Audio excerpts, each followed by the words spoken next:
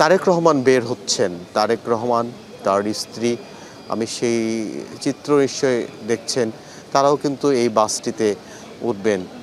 তারেক রহমানের স্ত্রী উঠে গেলেন এবং স্বজনদের জন্য এই বাসটি।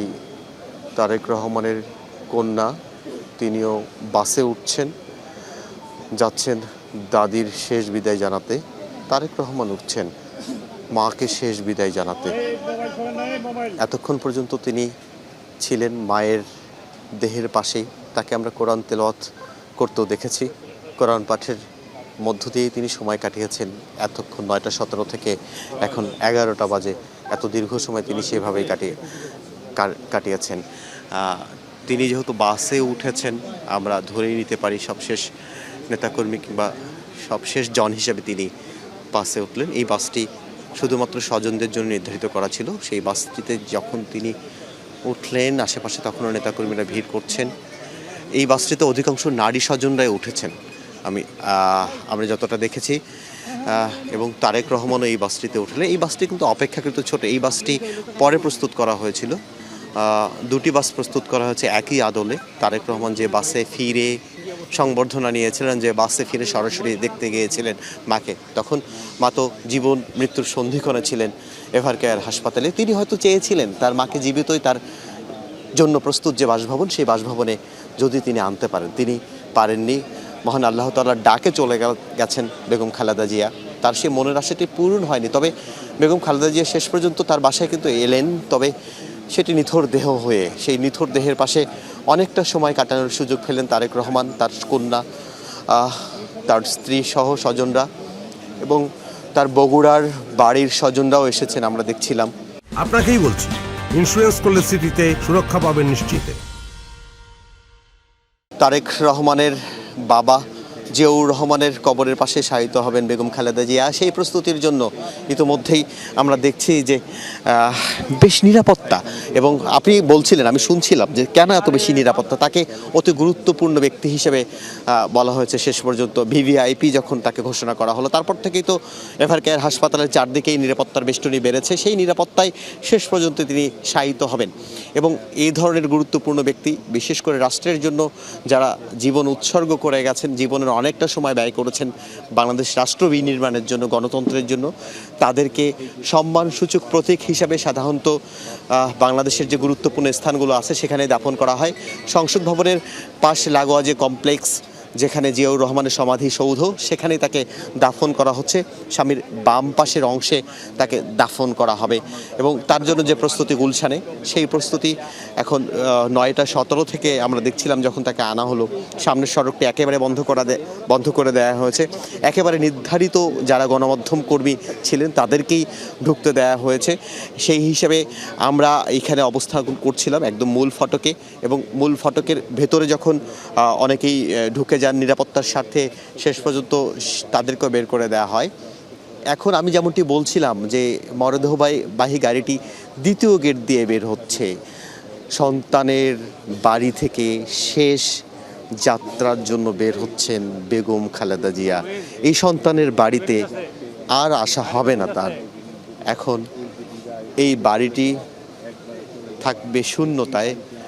তারেক রহমানের বাড়ি, যে বাড়ি থেকে, যে সন্তানের বাড়ি থেকে তিনি বের হলেন, নিথর দেহ হয়ে এলেন সন্তানের বাসায় শেষবারের মতো, নিথর দেহ হয়েই বের হচ্ছেন শেষবারের মতো। একেবারে গুলশানের সামনের এই অংশটিতে গাড়িটি বের হয়ে গেছে, ধীর হয়ে এগোচ্ছে। আশেপাশে কর্ডন করে আছে বিএনপির নেতাকর্মী, আইন শৃঙ্খলা বাহিনীর সদস্যরা। তার পেছনেই একটি কালো গাড়ি, তার পেছনে তারেক রহমান, কন্যা এবং তার স্ত্রী সহ যে বাসটি, সেটি। তার পেছনে সাদা গাড়িটি, যে গাড়িটি ব্যবহার করছিলেন তারেক রহমান। তার পেছনে সেই বড় বাসটি, সবার আগে বাংলাদেশ লাল সবুজের যে বাসটি, সেই বাসটি। একেবারেই আমরা তিনটি গাড়ি, অর্থাৎ বেগম খালেদা জিয়াকে মরদেহ বহনকারী গাড়িটি লাল সবুজে পতাকায় মোড়ানো, সেই লাল সবুজের আদলে মোড়ানো আরও দুটি গাড়ি। এক টুকরো বাংলাদেশ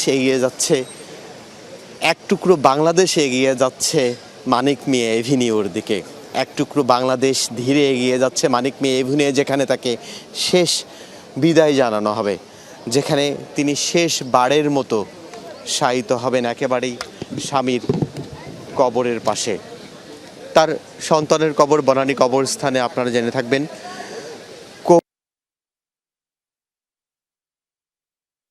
তিনি গুলশান, এবং আমরা দেখছিলাম সেই বহনকারী গাড়ির যে বহর, সেটি খুবই মানুষের হাঁটা গতিতে এগুচ্ছে সামনের দিকে। আমরা দেখছি এখন পর্যন্ত ফেরোজা এবং তারক রহমানের 196 নম্বর যে বাসা, সেটির অংশ কিন্তু এখন পর্যন্ত এগুতে পারেনি। অর্থাৎ যে ফিরোজায় দীর্ঘ সময় কাটিয়েছেন বেগম খালেদা জিয়া, সেই ফিরোজার সামনের যে সড়কের চত্বরটি, সেটি পার হয়ে গেলেন তিনি, পার হয়ে গেলেন চিরদিনের জন্য, আর ফিরবেন না। আমি বলছিলাম লাল সবুজে মোড়ানো তার মরদেহ বহনকারী গাড়িটি যেমন যাচ্ছে, একই সঙ্গে আরো দুটি লাল সবুজে মোড়ানো আদলে বাস যাচ্ছে, যেন এক টুকরো বাংলাদেশে এগিয়ে যাচ্ছে মানিক মিয়া এভিনিউর দিকে, তার শেষ যাত্রায় সঙ্গী হওয়ার জন্য। এখন একটু গাড়ির গতি বেড়েছে। গুলশান 2 চত্বর পার হয়ে তারপর গাড়িটি সামনের দিকে যাবে।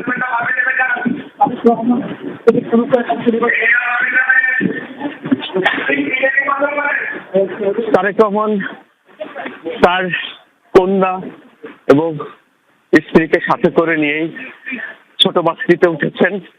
তার সামনে মায়ের মরদেহ বহনকারী গাড়িটি লাল সবুজের পতাকায় মোড়ানো। আমি বলছিলাম যে লাল সবুজের বাংলাদেশের স্বপ্ন দেখেছেন তারেক রহমানও, সেই স্বপ্ন দেখেন বেগম খালেদা জিয়াও দেখেছেন, তার জন্য কাজ করেছেন দীর্ঘ সময়। 1960 সালে যখন জিয়াউর রহমানের সঙ্গে বিবাহ বন্ধনে আবদ্ধ হন, তার মাত্র 21 বছর পরেই তিনি তার স্বামীকে হারান। এরপর দীর্ঘ সময় তো কেটে গেল, রাজনৈতিক নানা চড়াই উতরাই তিনি পেরিয়েছেন।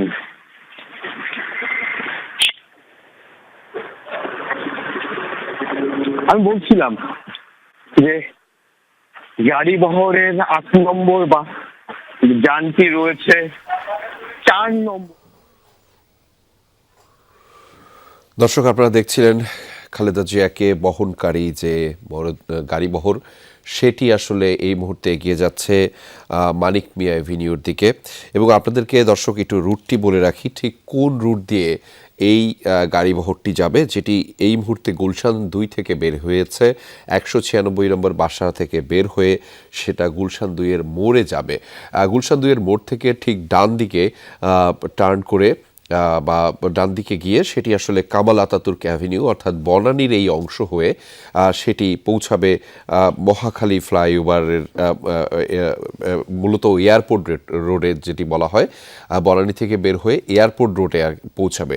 এয়ারপোর্ট রোড থেকে পৌঁছানোর পরে ঠিক বনানী থেকে বাম দিকে গিয়ে মহাখালী ফ্লাইওভারের উপরে উঠবেন, অর্থাৎ এয়ারপোর্ট রোড থেকে মহাখালী ফ্লাইওভারের উপর থেকে উঠে সেটি জাহাঙ্গীর গেট থেকে নামবে এবং তারপরে আবার বাম দিকে গিয়ে সেটি বিজয় সরণি হয়ে যাবে এবং বিজয় সরণি থেকে ডান দিকে টার্ন করে সেটি মূলত উড়োজাহাজ ক্রসিং হয়ে আবার বামে মোড় নিবে এবং বামে মোড় নিয়ে ঠিক আরেকটু সামনে গিয়ে জাতীয় সংসদ ভবনের যে 6 নম্বর গেটটি রয়েছে ডান পাশে, সেটি দিয়ে ঢুকে মানিক মিয়া এভিনিউতে প্রবেশ করছে সেই গাড়িটি। এবং সেই গাড়ি বহরের সাথে যুক্ত রয়েছেন আমাদের সহকর্মী রঞ্জন সাতো। তার মাধ্যমে জানাবো সেই গাড়ি বহরের সবশেষ অবস্থা, লোকেশন তো অবশ্যই, এবং সেই যে লাল সবুজ পতাকায় মোড়ানো যে ফ্রিজার ভ্যানটি, যেখানে বাংলাদেশের সাবেক প্রধানমন্ত্রী বেগম খালেদা জিয়া রয়েছেন, তার সেই গাড়ি বহরের কথা জানাচ্ছেন সহকর্মী রঞ্জন সাতো।